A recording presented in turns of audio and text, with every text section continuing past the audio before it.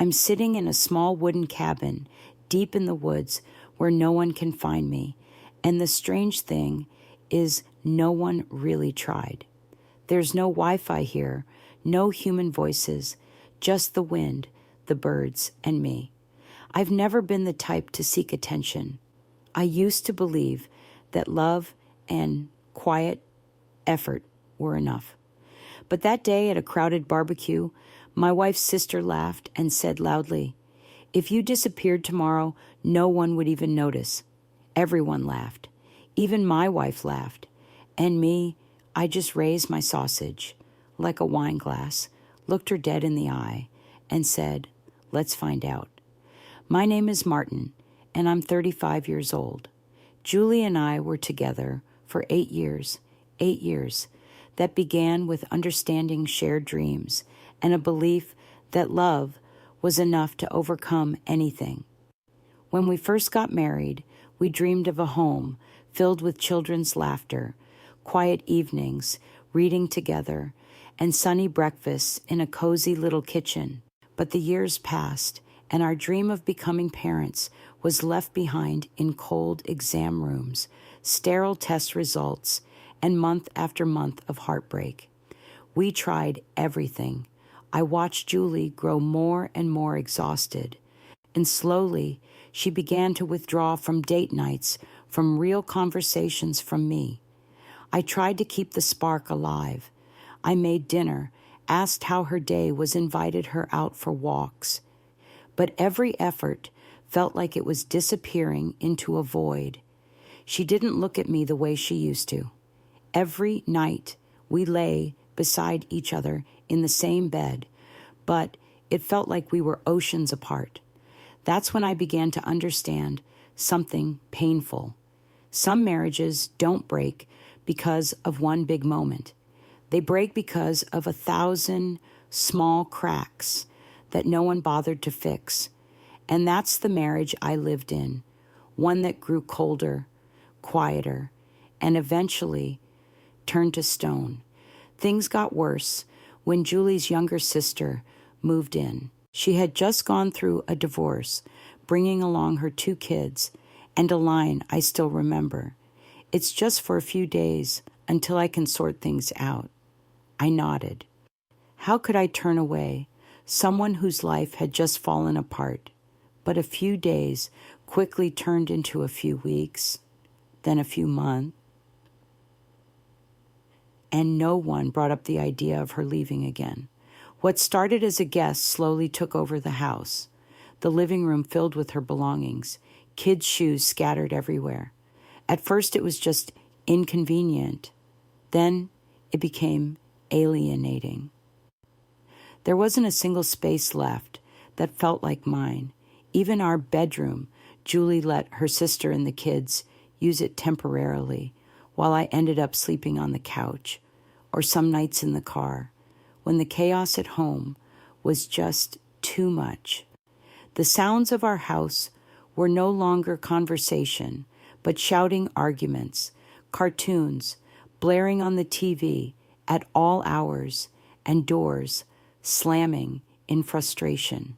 After work, I'd walk through a minefield of toys dishes piled high in the sink, and words that stung like salt from a woman who wasn't my wife, but acted like she owned the place. I used to call it my home.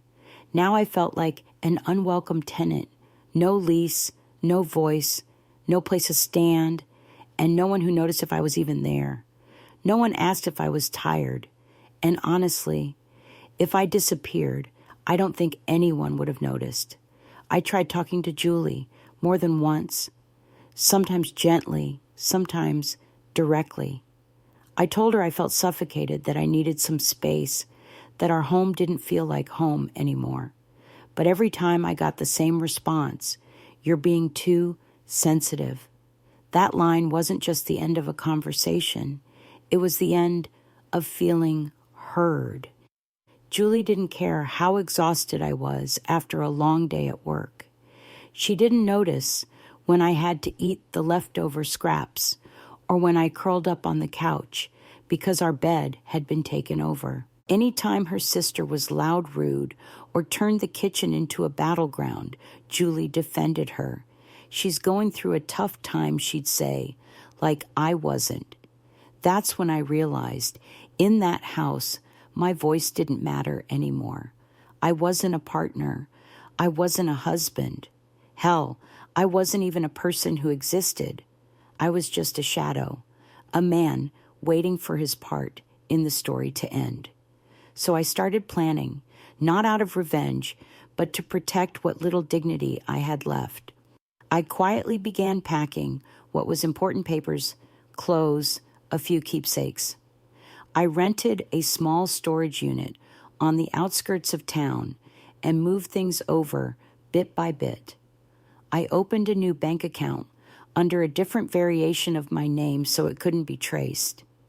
I even bought an old prepaid phone with cash. I picked a town I'd never been to, quiet, out of the way, the kind of place no one looks. And I mapped it all out, when to walk out, when to close my accounts, when to erase my tracks. No one saw me preparing to leave, because no one was really looking at me anymore. They looked through me like I'd already disappeared a long time ago. But this time, I would disappear on my own terms, quietly, completely, and without coming back. It was Saturday evening, and I'd just gotten off work. All I could think about on the drive home was my old couch and a moment of quiet, something that had become as rare as gold lately. But the moment I turned onto our street, I knew something was off. Cars lined both sides of the road. Kids were yelling loud enough to echo through the neighborhood. And the smell of barbecue drifted all the way from the backyard to the front curb. I had no idea there was a party. No one told me. No text. No invitation. Not even a sticky note on the fridge. I walked into the house like an uninvited guest, pushing past relatives of my wife friends, of her sister, and a few strangers I'd never seen before. No one turned around. No one asked where I'd been. I stood there in the backyard music, playing softly, food piled on the tables, laughter everywhere, like a complete outsider in my own home. And then her sister's voice rang out loud and clear over the noise. Seriously, though, if Martin disappeared tomorrow, I don't think anyone would even notice. Laughter erupted. It spread like a virus. Julie laughed too. No one flinched. No one acted like what she said was out of line. I looked at them, the same people who'd once accepted wedding gifts from me, the ones who used my house as their shelter. And I realized they didn't see me as a person. They saw me as furniture. I didn't get angry. I just raised the hot dog I was holding, like a toast, looked straight at them, and said quietly, "Let's find out." And in that moment, I knew I was really going to disappear, not as a joke, but as a statement, and as a beginning. I didn't leave right then. I waited until the party died down. When the laughter faded, paper cups were left crumpled on tables, and people staggered home under the haze of booze and barbecue smoke. Julie didn't look at me once. Her sister had dozed off on the couch. The kids were buried under blankets, watching iPads. And me, I quietly went upstairs, opened the closet, and pulled out the suitcase I'd been secretly packing for weeks. I only took the essentials, a few changes of clothes, a notebook, a small box of keepsakes, my personal documents, and an envelope holding the divorce papers I had already signed. On top of it, I stuck a yellow Post-it note written in neat handwriting. I'm gone. Noticed yet, I left it on the kitchen table, the same table where Julie used to drop mail, but never once dropped a moment of care for me. Then I withdrew every cent from our joint account and transferred it into the private account I'd quietly opened. I deleted every trace of myself online, Facebook, Instagram, even LinkedIn. I switched SIM cards and left my old phone in a drawer where it would never buzz again with messages I no longer wanted to read. And then I left. No goodbyes, no text. Only one person knew I was still alive, the owner of a worn-down cabin in the woods, paid in full with 3 months of cash. The cabin was small, one bed, a gas stove, a desk, and a window facing the pine trees. There I made a living freelancing as a writer. Just enough to eat, just enough to breathe. No noise. No one calling my name with contempt. No one treating me like I didn't exist. I cooked simple meals, slept deeply through the night, and woke to the sound of rustling leaves. Not judgment. For the first time in years, I felt alive, not performing, not clinging to a life that had already fallen apart. And the strangest thing of all, I didn't feel lonely. I felt free. 8 months after I left, on a cold, rainy afternoon, I opened my old laptop to find a work draft I'd saved a long time ago. While digging through old folders, I accidentally logged back into my old email, the account I had abandoned, along with my past. And then I saw them dozens of emails from Julie. The first one was sent just 3 days after I disappeared. The tone was furious. "You're so selfish. Who do you think you are? Just vanishing like that, harsh words. Blame, as if I were the one who'd betrayed her." I almost logged out right then, but something, curiosity, or maybe a part of me that hadn't fully shut the door, made me stay. The emails changed over time. The language softened. Julie started writing about sleepless nights, cold dinners with only 3 people at the table. She wrote that her sister had moved out after a meltdown, leaving the house a mess and a strange, frightening emptiness behind. "I get it now," she wrote in one email. "I understand why you were tired, why you went quiet, why you had to leave. I just don't understand why it took losing you for me to see it." The most recent email left me still and silent. I still haven't signed the divorce papers. They're in a drawer, not out of hope, but out of pain. I don't expect anything. I just wish that one day you might walk through that door again. Not to stay, just so I can look at you and say, "I'm sorry." I sat there for a long time after reading it. I didn't reply. I didn't delete anything. I simply closed the laptop quietly, because sometimes pain doesn't need an answer. It just needs to be acknowledged. I still stop by the small coffee shop in the town near the woods every couple of weeks to pick up supplies. They knew me as a familiar stranger, didn't ask much, didn't pry. But that day, as I stood waiting for my coffee, a familiar voice came from behind Martin. "Oh my God, is that you?" I turned around. It was Ryan, an old friend who had been to my house a few times in the early years of my marriage. His eyes widened like he'd seen a ghost.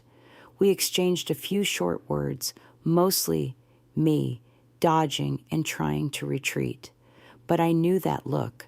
I knew the surprise in his eyes would carry the news back to exactly where I had been running from.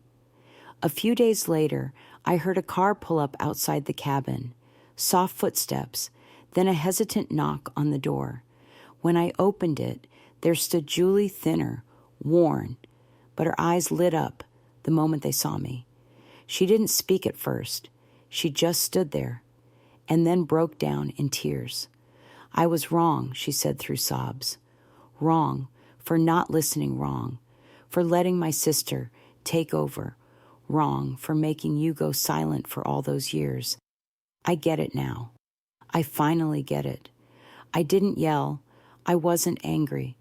I just looked at her for a long moment, then answered slowly, I'll come back just to sign the divorce papers, but I can't be your husband anymore."